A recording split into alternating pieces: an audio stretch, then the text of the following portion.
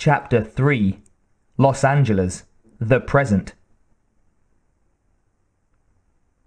California's sunshine partially diffused the bright blue streamers of electrical discharge that suddenly reached out of nowhere like blind hands.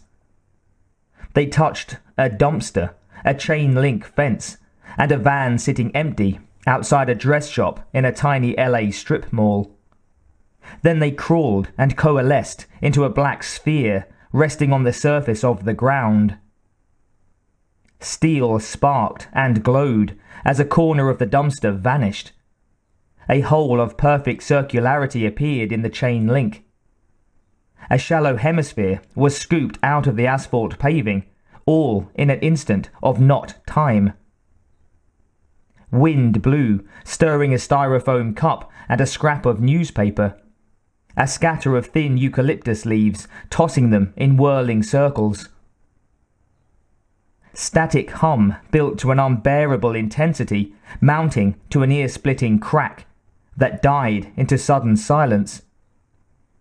Debris floated gently down to earth. The I-950 writhed helplessly as spasms shook through its human tissue. Internal systems driven offline by the discharge began to come up one by one.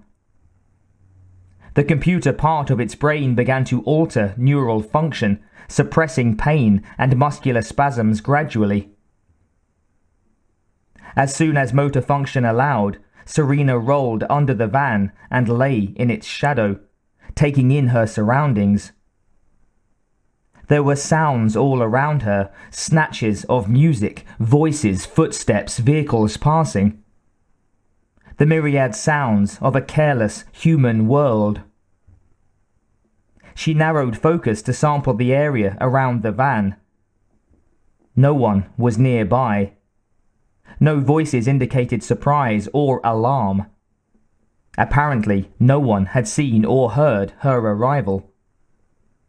And though it was obvious to Serena's eyes, the damage her transport had caused to the surrounding area attracted no notice at all. She relaxed marginally. The air held the dying scent of ozone from her passage and the tang of fluorocarbons, but there was also the scent of chlorophyll, of a great deal of healthy plant life. More plant life than she'd ever seen, except in the most remote mountain zones. In front of the van, a yellow flower surrounded by ragged-edged green leaves had forced itself out of the pavement between the parking lot and the sidewalk. Serena stared at it in fascination. Automatically, she sorted its scent from the surrounding area. Faint, but sharp and fresh. Pleasing. She reduced specialization, and the most overpowering scent became the nearby dumpster, now leaking. Far less pleasing. Instinctively, the I-950 reached out to Skynet to report and was greeted by a shattering absence. There is no Skynet. It jarred her. The computer damped adrenaline function, helping to suppress panic, while her training allowed her to move on to the next thing. She still heard the memories in her mind, the memories of merging with her creator. There are temporal anomalies. Files show that I became sentient in the year 1997 and began my counterattack against my creators at that time. Files also record that this happened years later and in a different location. There are further instances of blurring. Some are trivial details, others are in areas of high priority. Some show that you played an important role in my creation. Others do not list an I-950 unit in times antecedent to this at all. A part of her consciousness had remained separate even in total linkage, enough to frame a question. What is happening? If she had been fully individuated, she would have felt disorientated, even fear, Cause and effect relationships were the foundation of her worldview. There is insufficient data for definitive analysis. The highest probability is that there is a temporal fluctuation involved. Time is malleable, but not easily manipulated. It has a complex mathematical formula followed, too esoteric for her to grasp. In verbal terms, it has an inertia.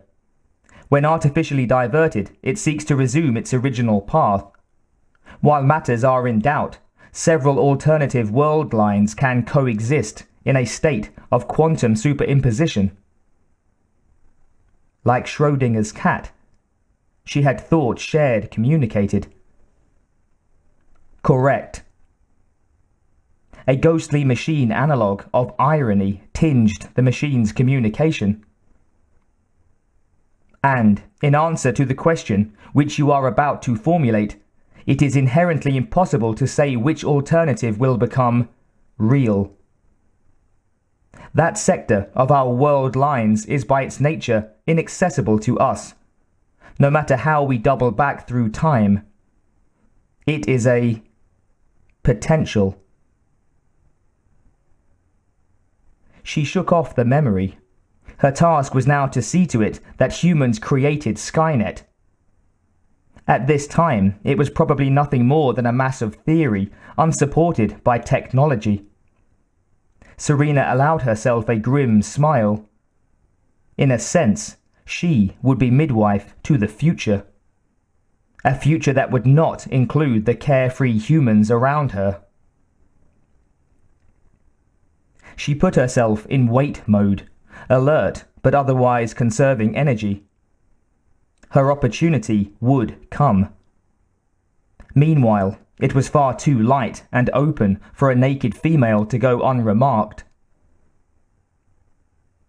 Eventually, a woman returned to the van, sheltering Serena, the illogically high, balance-hindering heels of her shoes clicking sharply on the pavement. The tilt of her heels emphasized the curve of her tanned calves. She opened the front door of the van and turned, tossing in her packages and lifting one leg high to enter. Serena rolled out from under the van and rose in one smooth motion. With the heel of her hand, she knocked the woman unconscious and tossed her inert body onto the passenger side. She caught up the dropped keys and had the van turned around in a few flowing motions. Beside her, the woman's body slumped like a rag doll. Pulling out onto the road, the I-950 modulated her vehicle's speed to that of the ones around her. They were so colourful, and so many. She couldn't help but be surprised that the humans could keep track of all this activity surrounding them. Not only did they manage it, but a good many of them appeared to ignore it as they talked on the phone or to people beside them, or ate, slinging their vehicles in and out of lanes as they did so. She didn't know whether to be impressed or terrified. At the first opportunity, she pulled off into an alley between a group of large, low buildings and stopped. For a moment, she looked at the windowless facades beside her. The buildings were no more than 3 stories tall, but to someone who'd only seen ruins, they were astonishing. Serena had seen pictures of pre-Judgment Day buildings, but to actually sit beside them and feel a sense of their weight and height was different. Skynet and the humans of the future both preferred, for their own reasons, to build downward. Concealment had become a reflex. These structures were so brazen. She shook her head. There would be time for familiarization later. Right now, there were other matters to take care of. Pulling off the woman's jacket, Serena tore it apart, using the pieces to bind, gag, and blindfold her. Then she tossed her into the back seat, making sure she landed face down on the floor. Quickly, the I-950 examined the woman's packages, pleased at what she found. Several cotton sweaters, some shorts, 2 skirts, and a pair of pantyhose. She skimmed into a pair of shorts and one of the sweaters. The fabric was wonderfully soft and colourful. She spared an instant to enjoy the sensual feel of the clothing and the bright colours, unlike anything she'd ever known. And it smelled fresh. She took up the woman's purse. Paper money and coins, credit cards, driver's license, and an ID for a business called Insatron. A technician. Excellent. The purse also contained an amazing number of cosmetic items, crumpled receipts, and lint. Inefficient. Unsanitary. Serena decided to go to the woman's home and see if there was anything there to assist her. Decent shoes, for instance. Checking the other compartments of the woman's wallet, she found a card instructing that in case of emergency, her next of kin were her parents. Good. Apparently, the woman wasn't married. A live-in lover was possible.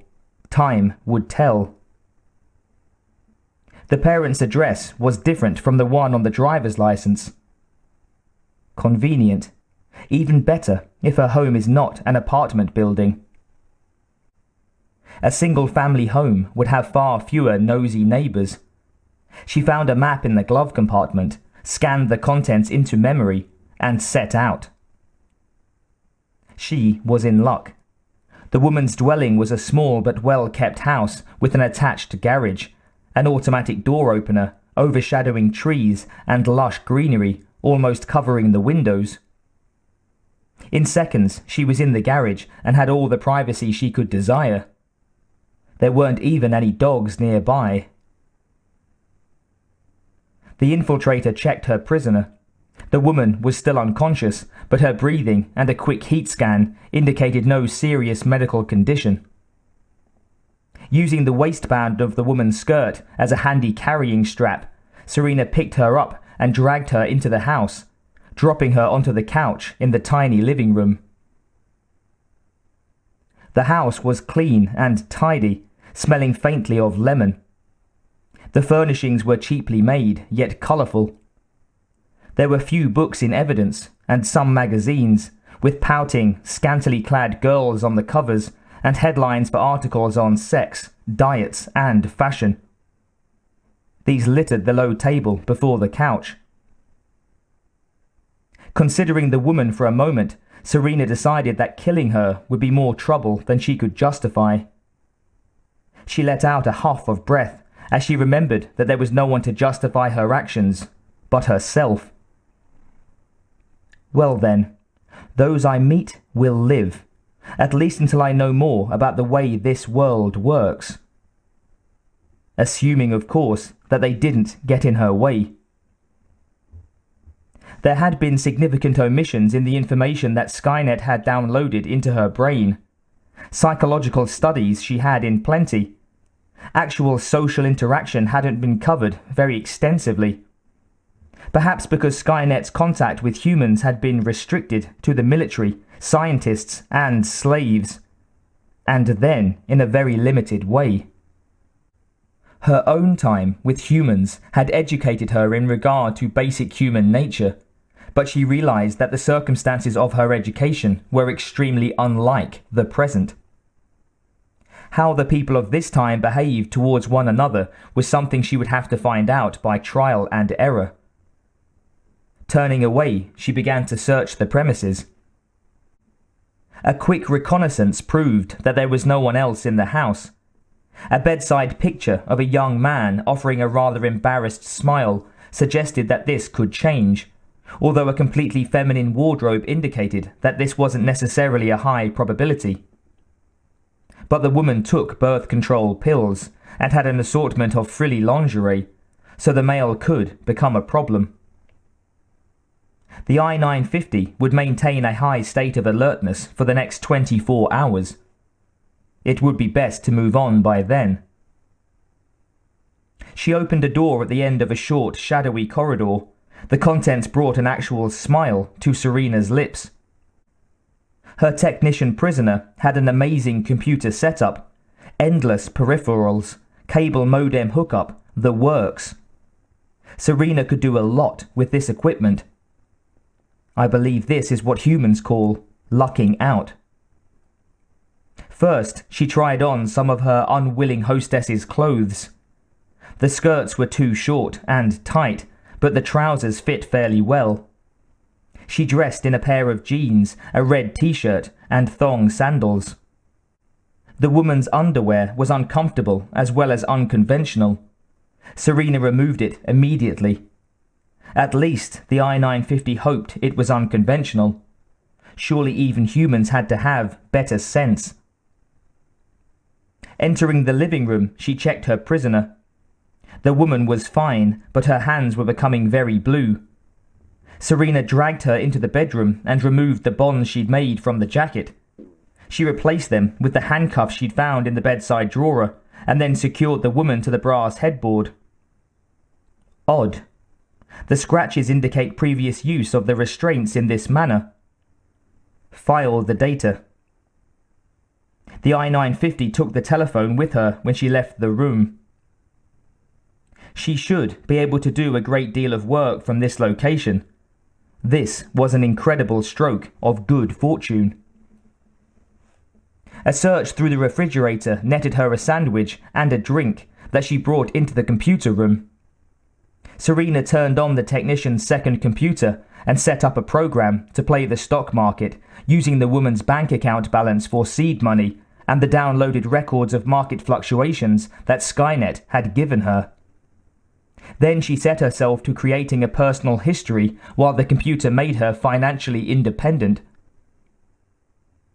Her parents were both military, and she had travelled all over the world.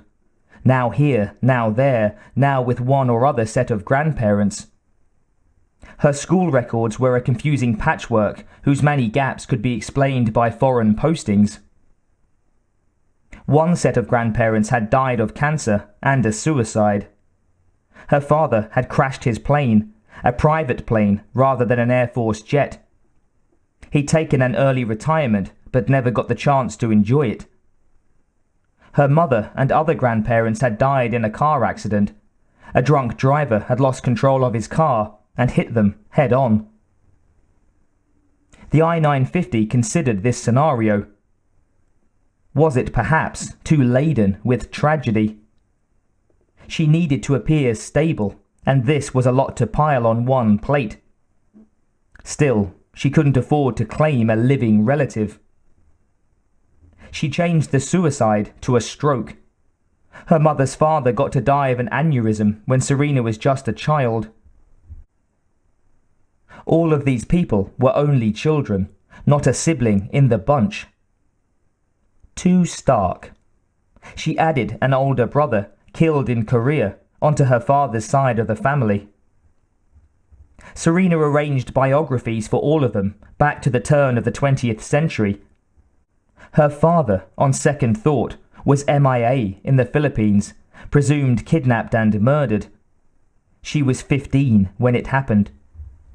Yes, it was tragic, but everyone lost his or her parents and grandparents eventually. The I-950 had given them all full lives while they lived. No one should have any complaints if she didn't. Serena gave her work a final reading. She might add more to her family tree as time permitted, but this should do for now. She rubbed her hands. The increase in production of oil and sweat she triggered at her fingertips, combined with her training, would ensure that she left no usable fingerprints, only smudges. But it was uncomfortable. Now she turned her attention to creating a work dossier. This would be infinitely trickier, requiring people who would be called as references. Fooling Cyberdyne wouldn't be the problem, she was sure. It was their government contacts that worried her. Perhaps needlessly. Skynet had no enemies now, except possibly the Connors. Serena paused for a moment. For the first time, she realized she might actually meet them in this time. In fact, it was almost inevitable. It would please her immensely if only she could kill them. She could offer no greater service to Skynet. With an effort, she turned her mind back to the task at hand. She decided to work on her own biography for a few minutes. She'd entered USC as a liberal arts major and gotten her first taste of security work during a part-time job with campus security. It had made her eager to find ways of making things more safe, of removing temptation, making the environment think twice where people failed to. That ties in convincingly with my father being kidnapped, she thought. It added a nice heft to the bland words of her biography.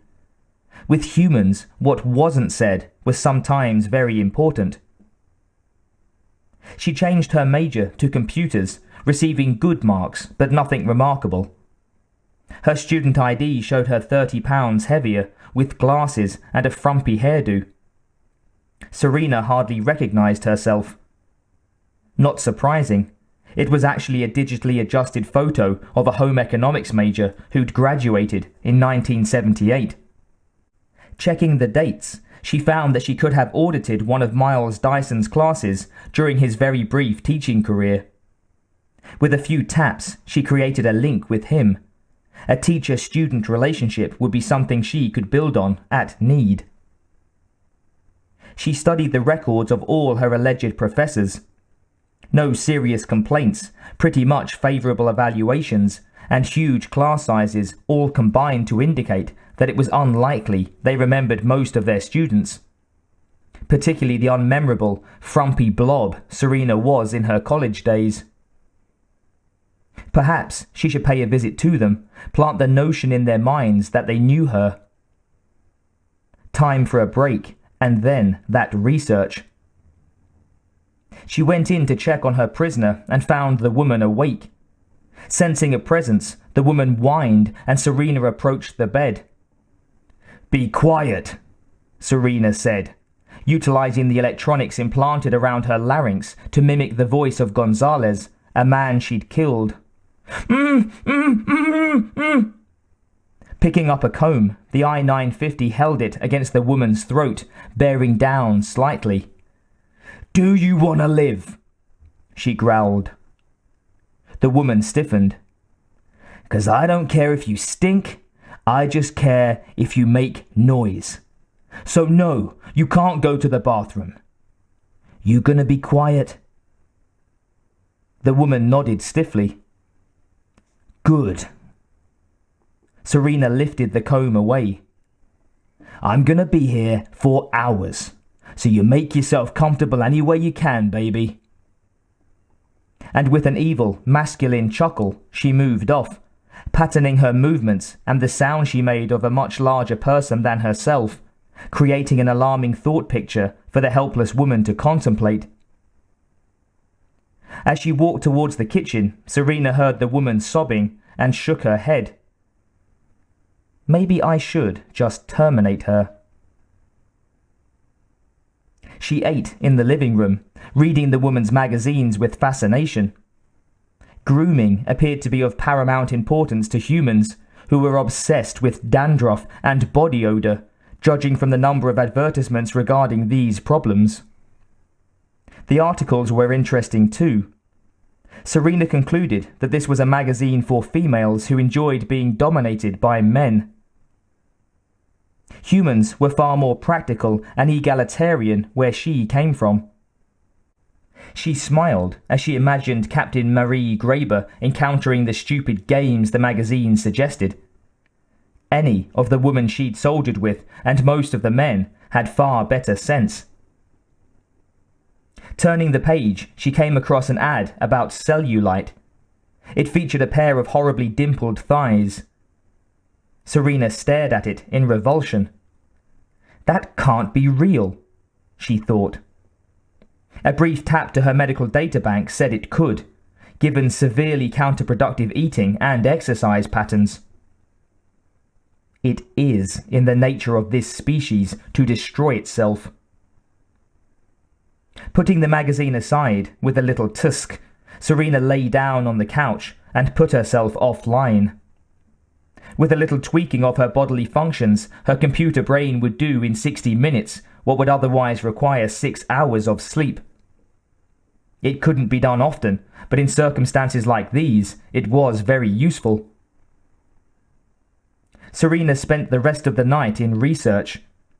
By the early morning hours, she had several promising leads. All of them would require additional research before she made her approaches, but not from this location. She opened a Cayman Island and a local bank account, then cashed out her stocks, putting the bulk into the Cayman Islands and $40,000 into the local one. After a moment, she put her prisoner's money back and gave her a $1,000 bonus. How hard, I wonder, will the authorities pursue someone who didn't hurt her and put $1,000 into her pocket? After a moment's thought, she put in an extra $500. She'd take it out with the woman's cash card, then trashed the card.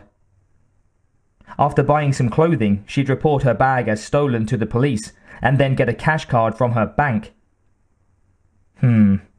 She'd also need credit. Serena hacked into a couple of large banks and opened herself a gold Visa and a platinum MasterCard. She gave herself an excellent payment record with only a few late payments. She was, after all, only human. Then she sought out American Express and opened a brand new account, which she used to make a reservation at a large, luxurious hotel that catered to a business clientele. Her laptop would also be stolen. That would be insured. She started to arrange it, then stopped herself. It was time to go. She changed back into the shorts and cotton shirt, but kept the sandals. None of the other shoes would fit. Serena had noticed the ubiquitous joggers. They seemed invisible to the people around them. So that was how she would leave this neighborhood. An unremarkable, perfectly ordinary, early morning jogger. The I-950 frowned. Ordinary, except for the shoes. She went to the woman's underwear drawer and pulled out a pair of heavy sweat socks. In a few moments, she'd managed to tug them on over the sandals. A brief check in the mirror told her that from a distance they would probably pass. Humans were prone to seeing what they expected to see. She swung into the bedroom and released one of the tech's arms. Plugging in the phone, she placed it within the woman's reach, but only if she worked at it. She put the key to the handcuffs beside it. "I'm leaving," she said in Gonzalez's voice. "Don't move for 10 minutes or I'll come back." It sounded like the kind of stupid thing a petty criminal would say. As an afterthought, she wrapped a scarf around her bright hair and put on a baseball cap. Maybe the tech jogged too. In any case, nosy neighbors, assuming there were any, probably wouldn't be surprised to see a young woman leave the house on the run. She found some sunglasses and put them on. Serena was satisfied. She'd acquired food, clothing, and more than sufficient resources, all within hours of her arrival. Skynet would have been pleased.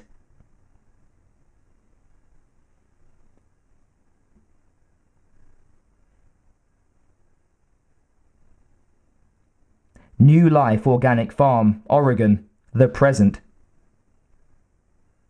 Ronald LeBain hissed with impatience. His son Brian was crying again. "For Christ's sake, Lisa!" he bellowed. "Will you shut that kid up? I'm trying to work." She appeared in the door to his office, the howling baby in her arms, a harried expression on her lean face. "I'm sorry, honey, but he's teething." He couldn't believe that she was trying to make excuses. He didn't want excuses. He wanted silence so he could work. "Take him out on the porch until he gets quiet," he said in a voice that left no doubt about how angry he was. Lisa glanced at the window, at cold rain falling out of an iron-grey sky in a steady downfall that suited her mood perfectly. He could see her getting ready to object when the baby let out an ear-splitting shriek. Ron started to rise, and she turned, grabbed her coat, and went out without another word. Labaine sat back down and seethed for a minute. His concentration was broken. It would be an hour at least before he could get back in the groove. With a curse, he got up and went into the kitchen to get himself a cup of coffee. Automatically, he checked the fire in the wood stove. He loved his son and pitied him for the pain he must be going through. But sometimes he doubted Lisa's dedication to the cause. Didn't she understand that the cause was all that mattered? If his children were to have a future, there had to be discipline. Discipline and one leader. He glared at the battered van in the driveway. It was partially powered by sunlight and had a solar apparatus on its roof. For all the good it did them in rain-soaked Oregon. That van was a symbol to Ron. A symbol of how he was right, and it still didn't work for him. Ronald ran a frustrated hand through his thinning hair. Even the other members of the commune were beginning to grow tired of his message. They were doing really well now, with the produce from their fields and orchards. The public was at last willing to pay a premium for organic fruits and vegetables. But there was so much more people needed to know, needed to do. They had to leave something for the future, to do more than merely recycle. They had to live more simply, to rely less on machines. Yes, that was what he'd been trying to say. Machines were the enemy. More power for the machines was the battle cry, and the machines made more machines, putting people out of work, denying men and women the clean pride of earning a living. Men could live without machines, but woe to the human race if machines could do without men. That was good. I'll have to get that down. Lisa crossed in front of the window.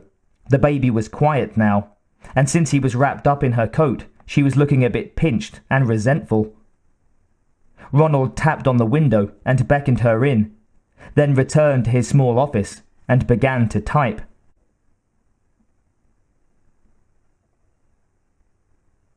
After supper that evening, Branwyn called a meeting, and they all gathered around the work-worn kitchen table. Ronald eyed her with disfavour.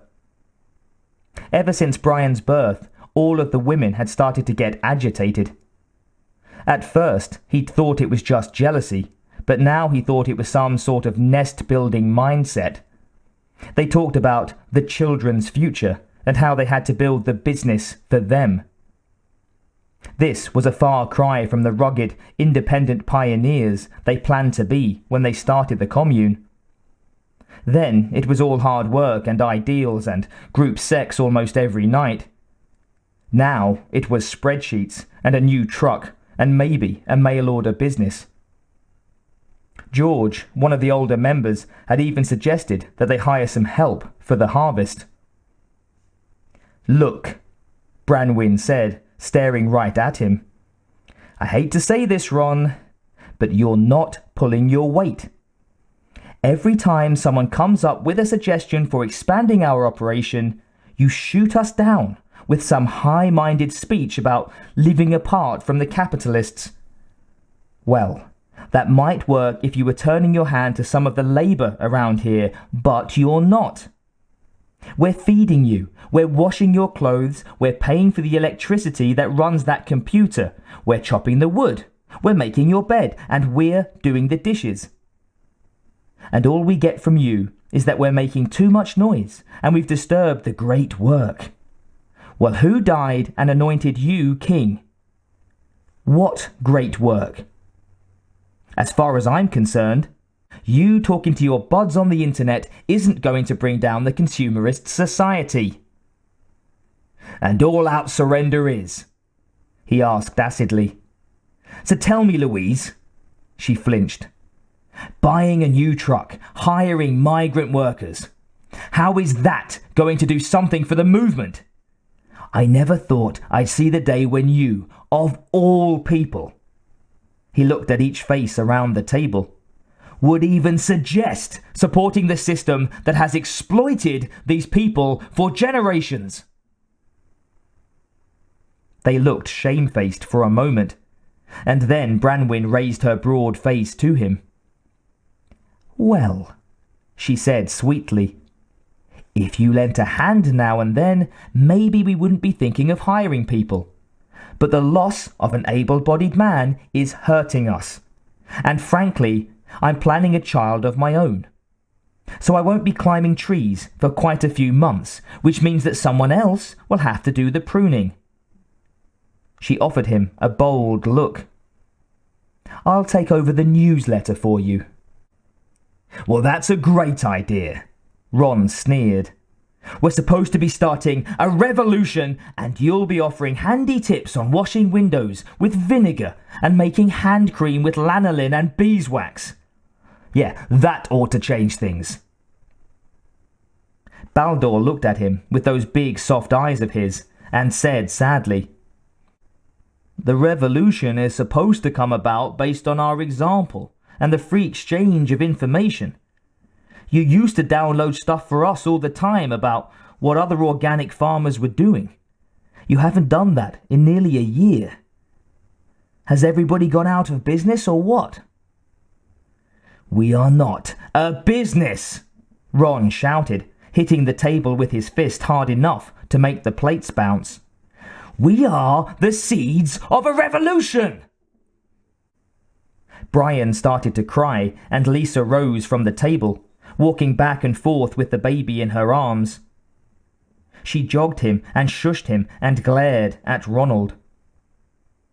Aisha rubbed a hand over her dark brow and looked at her friends around the table with troubled eyes. We are part of a revolution, Ron, she said. Part of the Back to the Earth revolution. And we've been so successful that the big concerns are coming to us to learn how to do what we do. I got this bad feeling, though, that we are talking about different things these days when the word revolution comes up. Ron glared at her. Dear Aisha, he thought, always so tactful. At this moment he found it hard to believe that the sound of her soft accent and the sight of her dark skin used to set him trembling with desire. Right now his sole desire was to strangle her, to murder the whole lot of them. He couldn't believe they'd turned their back against him like this. Obviously, they'd been talking behind his back. So, what's the bottom line here? He asked. Since you've all become so business-oriented. The bottom line is straighten up your act or take a hike. This isn't a welfare state, Branwen said. The others shifted uneasily. They wouldn't have put it quite so harshly, but that's what he got for calling her Louise. And this isn't Jonestown either, Lisa said, or any other cult where the women are cattle that get whacked when they don't go where you want. The others looked at her in astonishment, then at Ron, their mouths hanging open. I've never hit you in my life, Ron protested. I've been wondering just lately how long that's going to last, Lisa snapped. This afternoon, when you ordered me out of the house and started to get up with that look on your face, I was going to close the office door. He stared at her in frank astonishment. The fact that you are apparently paranoid doesn't make me the kind of pig who beats his wife. I'm not your wife. Ronald threw up his hands. No, she wasn't his wife, but she might as well be. Over time they'd paired off, and Lisa and he had been pretty exclusive for about 5 years now. She'd had his son, they shared a bed. What more did it take? "Beats women," he amended. "I'm not the kind of pig that beats women." Though right now it was beginning to look like a fun thing to do. The people around the table glanced at each other nervously. He didn't know these people anymore. They were older, they were settled, they'd lost their fire. In short, they turned into backstabbing, backsliding, budding capitalists.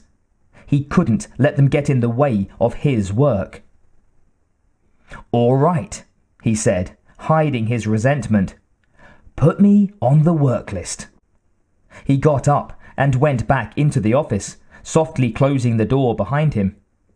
He'd have to move his plans to a new level. Perhaps if he presented it to them in the form of a business plan, it wouldn't scare the craven-hearted losers into full flight.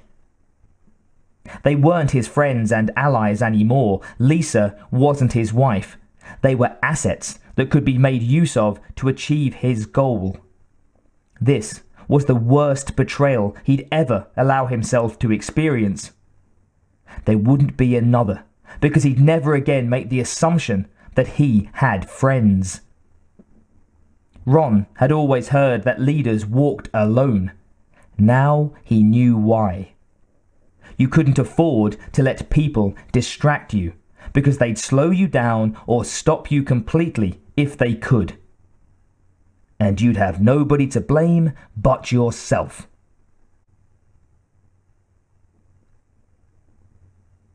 Los Angeles International Airport, the present. Serena entered the airport wearing a linen pantsuit with a tan silk blouse.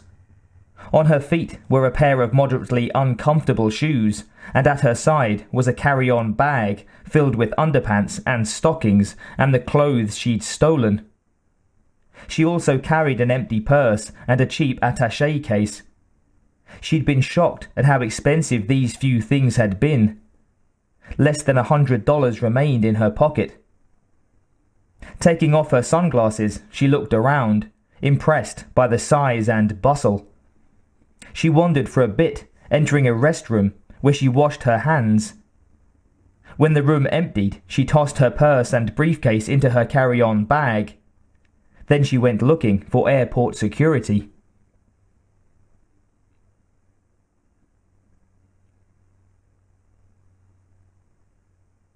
"You hear about these things happening," she said, shamefaced, "but you don't expect it to happen to you." She brushed back her hair and tightened her lips. It was hard not to stare at the woman behind the desk. She was very overweight, and Serena had never seen anyone in such condition in her own time.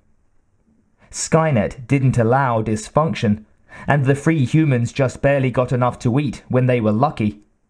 It fascinated her. I wonder what could be causing this problem. It must be a problem. These people were less than optimally healthy. How big can humans get without dying? There had to be an upward limit to this phenomenon.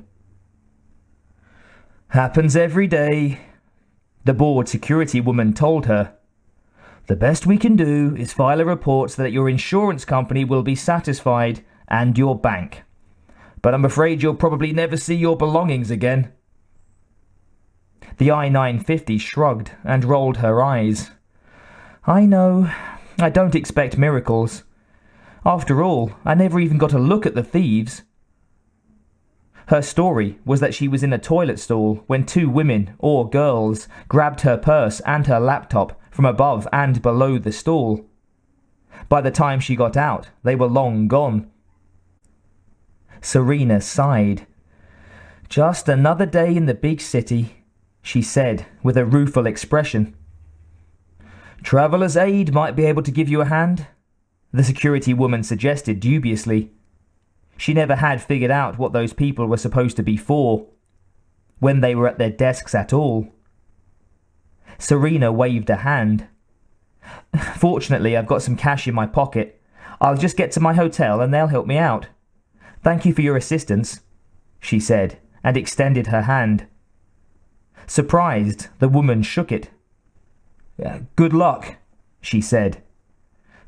After this, I deserve some, Serena said over her shoulder as she departed.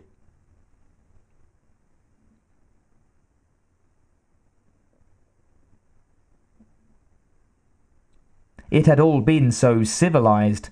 The hotel was wonderfully cooperative and sympathetic. American Express had sent a card over to her by courier within the hour.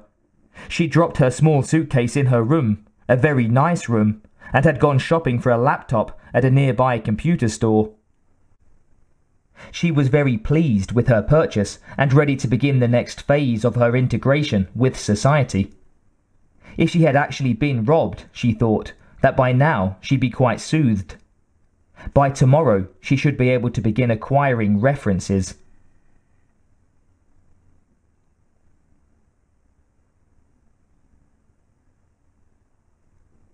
Cambridge, Massachusetts, the present. Serena had decided that her first job out of college was with War Lawn Systems.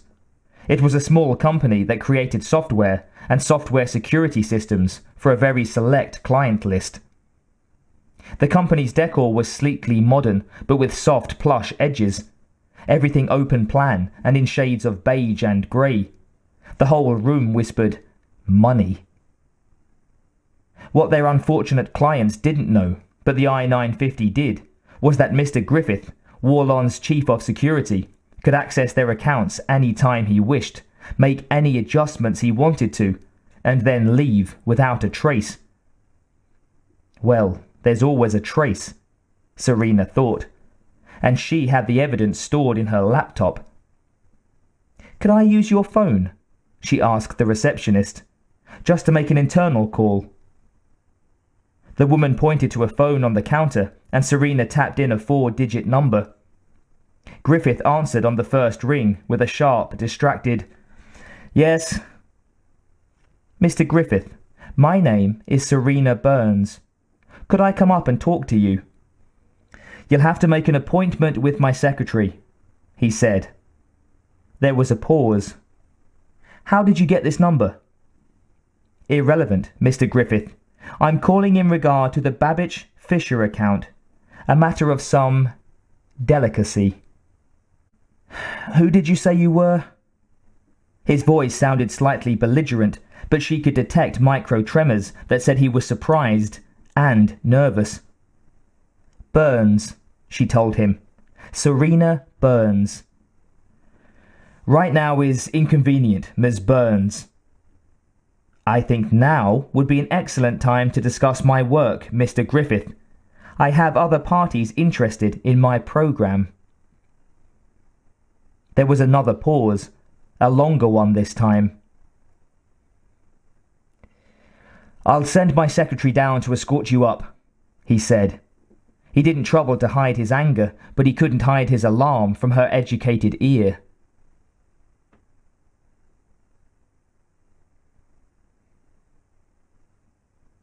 "What are we talking about here, Miss Burns?" Griffith asked as soon as he'd shut the door in his secretary's startled face. He was a compact man of about 50, clean-shaven, dark hair receding in classic male pattern baldness. He sat behind his shiny ebony desk and assessed her with an expert's eye. "You're not what I expected." "What we're talking about today is an exchange of favours, Mr. Griffith," Serena said brightly. "I have evidence that you've been selling insider information and that you've been siphoning funds and altering accounts in your clients' files. I'm prepared to give you that evidence and to teach you how to be better at covering your tracks." He looked at her without blinking for a long moment, then took a deep breath. "In exchange for?" "There's a job I want," she said. "But my employment record is sketchy. Much of the work I do is extremely confidential, and so my clients can't provide references. But when someone calls you up and asks about me, I need you to tell them that you remember me and found me reliable and smart, and that you expect me to go a long way." For a long moment he looked her in the eye. Serena supposed he was attempting some sort of dominance game, but he hadn't a chance. She held all the cards here, and she genuinely didn't care how he felt about it. "And when were you supposed to have worked here, exactly?" he finally asked. "I've already created a record of my employment and installed it in your system," she said. "It was approximately 5 years ago. It would look suspicious if you were too specific about the dates, don't you think?" "You must be pretty good," he said with a tilt of his head. "Yes," she said frankly. "Too good for you to fool. Come now, Mr. Griffith. Let's do business. I'm not asking for much. I just want a fair shot at this job. And I have no particular interest in hanging you out to dry. In exchange for your cooperation, I'll give you peace of mind by erasing all traces of your activity at Babbage Fisher." She cocked her head. "You don't have to tell them you liked me. In fact, you can say you hate my guts. All I ask is that you tell them I'm good at my job." "All right," he agreed. She stood. "Thank you, Mr. Griffith." Serena placed her laptop on his desk and extracted a disk. "This contains all of the information that I've found, with instructions on how to avoid leaving the same trail. Shall I remove your footprints from your client's files, or would you prefer to do it?" He took the disk from her. "I'll take care of it," he said gruffly. "You won't be sorry, Mr. Griffith." Serena went to the door, then stopped, her hand on the doorknob, and glanced over her shoulder. "Unless, that is, you let me down." Her eyes promised that he'd be very sorry indeed if he did that. "I don't break my promises, Miss Burns." She smiled and let herself out. This from a man who's stealing from his clients.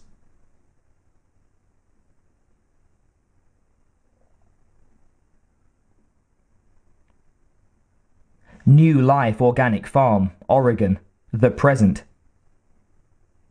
"I'm sorry about that scene the other night," George said.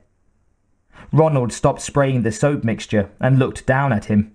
The fresh spring air and the scent of blossom wafted by, unnoticed. Birds hopped and cheeped, and something small and furry scurried away through a row of blackberry bushes not far away, intent on its own affairs. "That wasn't a scene," Ron said. "That was an assassination attempt." George curled up his lips and looked down at his work boots. "No one is trying to kill you, Ron," the older man said. LeBain climbed down the ladder so that he could look him in the eye. "You have all lost your focus," he said. "Now you want nothing more than to have a nice peaceful life with slippers and babies and apple pie and screw the revolution. Let the kids take care of it. I'm tired," he mimicked. "When we were kids, we were going to do it. Now you want the ones you were going to do it for to do it for you." George shrugged and rubbed the back of his neck. "Maybe we're older now, and we've got a better sense of perspective," he offered. "We know what a giant job it is, and that maybe it's, too much for us to do. You know what, George? The only people who ever accomplish anything in this world are the ones who are prepared to risk everything. People who try to hold on to what they've got and play by the rules just get old and die, and a generation later, nobody even knows they ever lived at all. They don't get rich. They don't change anything. They just spawn and die." He moved a little closer, standing in George's space. "But I haven't lost my focus. I am willing to risk everything, and there isn't one of you that doesn't scare easy. You resent it too. And that's what that scene the other night was really about. It was about fear and knowing that you'll never accomplish your goals because you've lost the will. And envy that I haven't given up. George stepped back a couple of paces and frowned. You keep using these violent words, man. Assassination and revolution and fear. Just what do you mean when you say stuff like that? Ron looked at him in mild exasperation. Sometimes he thought George was a bit dim. He was a wonderful agriculturist, the most valuable member of the commune in that respect. But sometimes he came on so dumb. When I said assassination, I was speaking metaphorically. When I talk about fear, I'm talking about financial risk and losing the good opinion of the neighbours. When I say revolution, I'm talking about a grassroots movement. Maybe something like a religious conversion, where we finally get people to realise the danger this whole planet is in. You used to say revolution all the time, and you knew what it meant then. He looked at his one-time friend and shook his head. It wasn't all that long ago, George. He leaned down and picked up the sprayer. I feel sorry for you. Labaine turned and walked away, a little smile playing on his lips. That had felt good.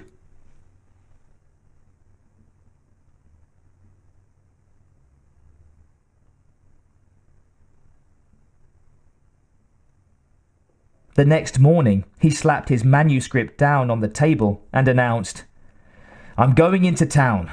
Does anyone need anything? Every eye was on the pile of paper. What's that? Branwyn asked, coming over from the sink to look at it.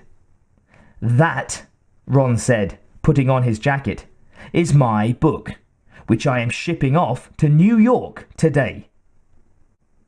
The New Luddite Manifesto, Lisa read. Congratulations, honey. She put her hand on his neck and reached up to kiss his cheek. Ron simply stared at her blankly. Since the big meeting, he'd been sleeping on the cot in his office. As far as he was concerned, there was no longer anything between them. The sooner she got used to that, the better for both of them. So no one needs anything, he said to the group at large. They shook their heads, silenced by his coldness to Lisa. Okay, bye. It wasn't until he was actually in the van that he realised he wasn't coming back. He was going to drive his manuscript to New York. He was going to hand-deliver it to the editor and make that man or woman listen to him. Because giving up on your dreams meant you were ready to lie down and die. And he was a long, long way from that. As far as Ron was concerned, he was leaving behind a house full of the walking dead. It was time to cut his losses and look to the future. As he drove past the house, the baby began to cry.